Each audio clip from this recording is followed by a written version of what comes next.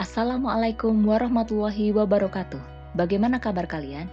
Semoga sehat selalu dan tetap bahagia. Pada kesempatan kali ini, kita akan belajar mengenai faktor penentu keberhasilan negosiasi bersama saya, Evi Sulistianingrum.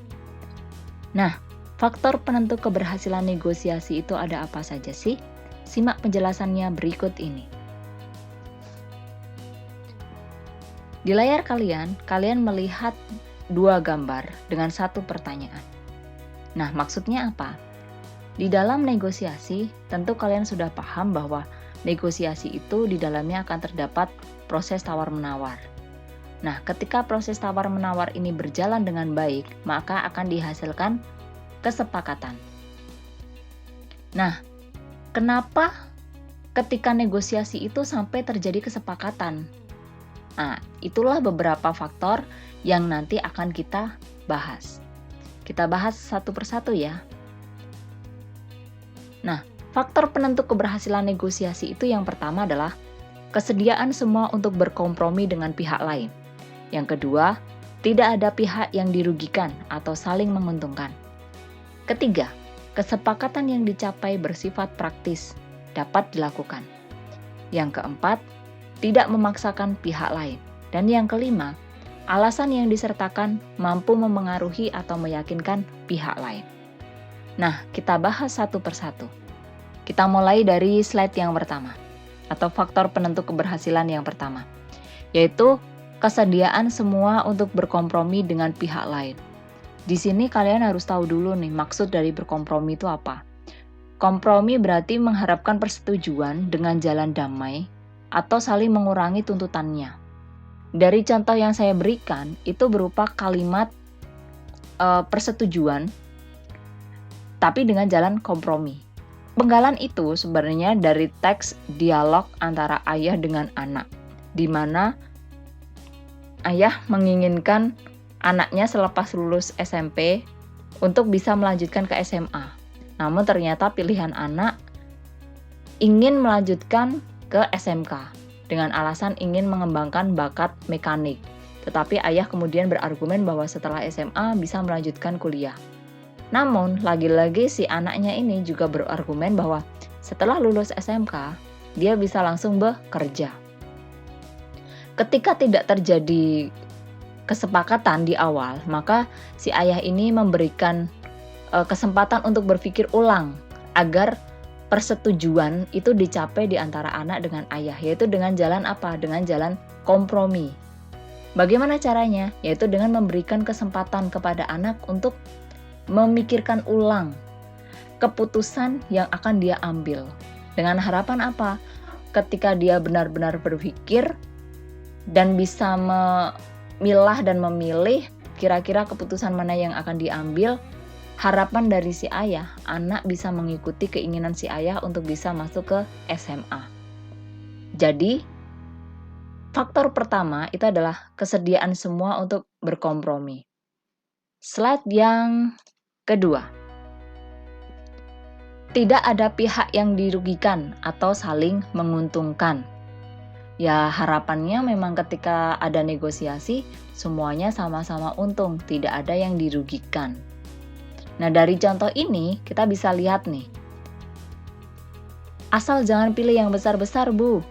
Nanti saya bisa rugi, kata pedagang kepada pembeli. Ini adalah contoh kalimat persetujuan yang dilakukan antara penjual dengan pembeli, di mana awalnya pembeli ini menawar harga mangga dengan alasan ya mangganya itu memang sedang musimnya, sehingga wajar kalau misalkan harganya menjadi lebih rendah.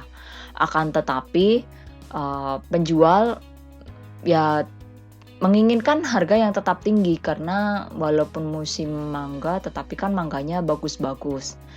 Nah, di sini akhirnya ketika kedua belah pihak atau kedua partisipan di sini saling mengurangi tuntutannya, akhirnya dicapai kesepakatan bahwa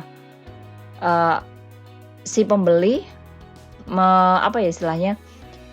bersedia dengan harga yang sama, tetapi dia mau buahnya itu memilih sendiri, karena biasanya kan kalau pembeli ini adalah kepuasan tersendiri gitu kan bagi pembeli untuk bisa memilih apa atau barang apa yang akan dibeli.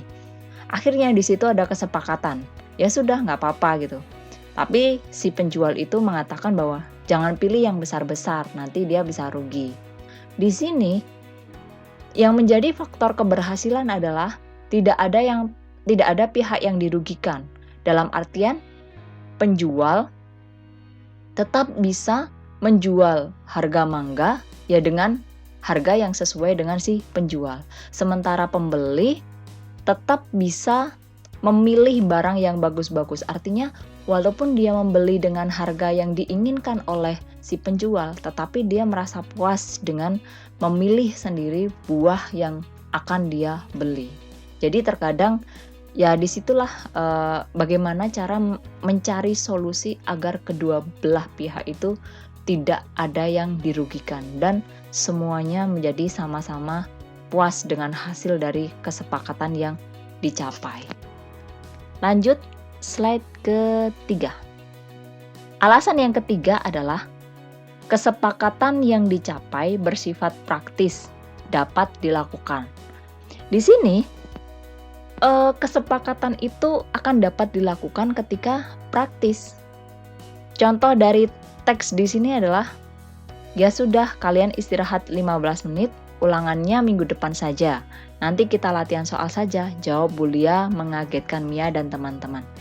Nah ini memang berkaitan dengan negosiasi antara teman-teman Mia dengan Bulia.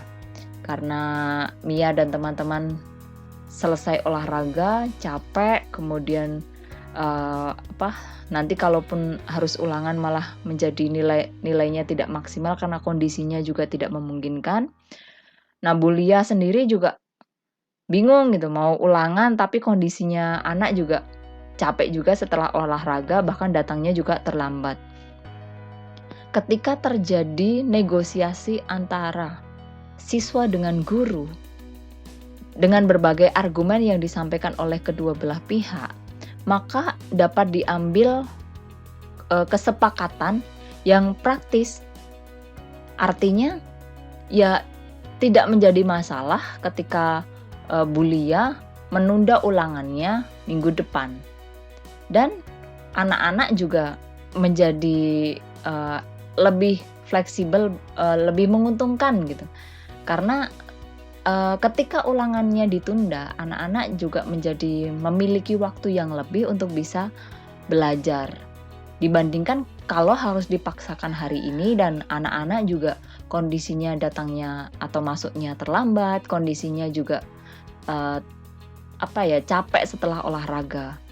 Kesepakatan yang dicapai dalam contoh di atas ini itu praktis bisa dilakukan.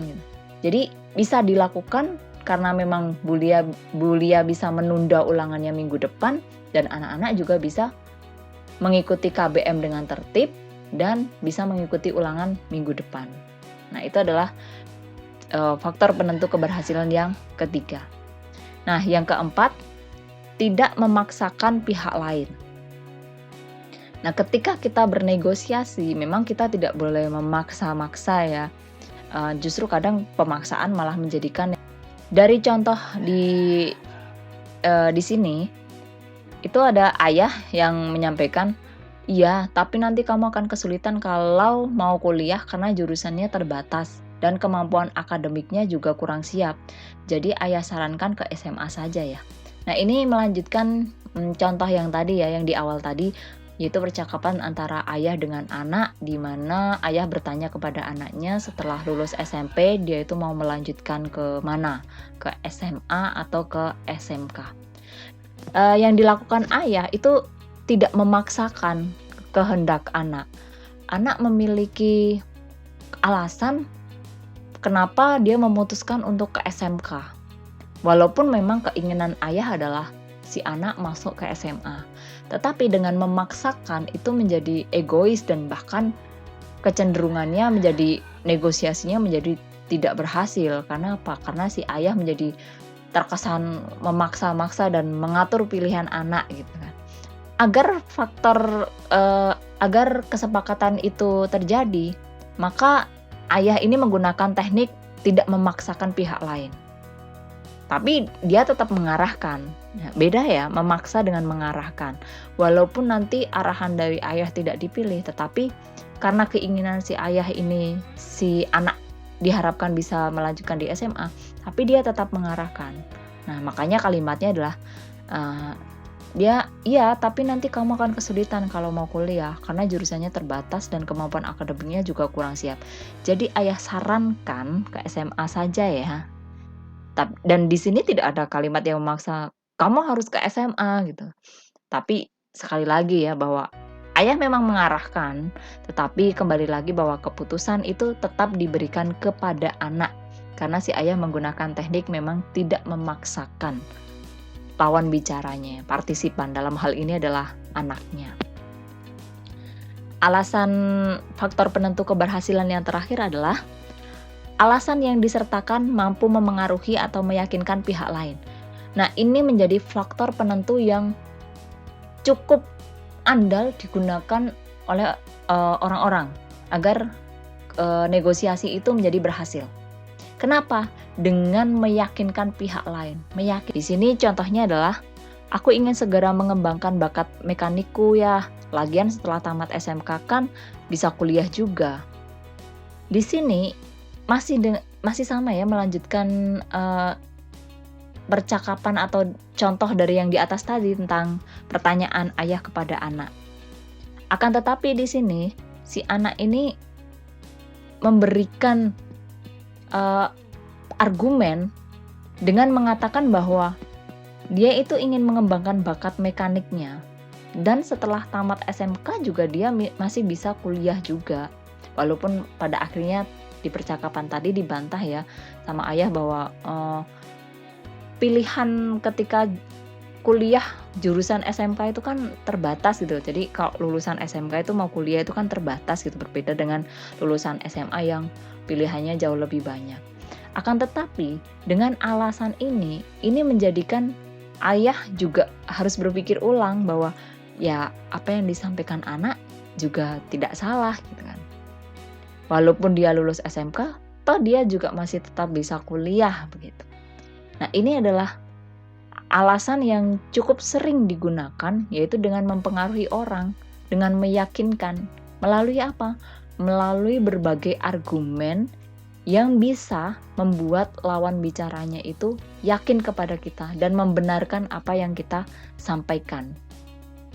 Itulah tadi kelima faktor yang menentukan keberhasilan dalam bernegosiasi.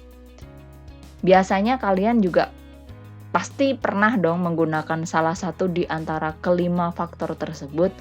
Barangkali hanya kalian tidak menyadari faktor mana yang kalian gunakan. Sekian ilmu yang saya bagikan hari ini, semoga bermanfaat. Sekian dari saya. Wassalamualaikum warahmatullahi wabarakatuh.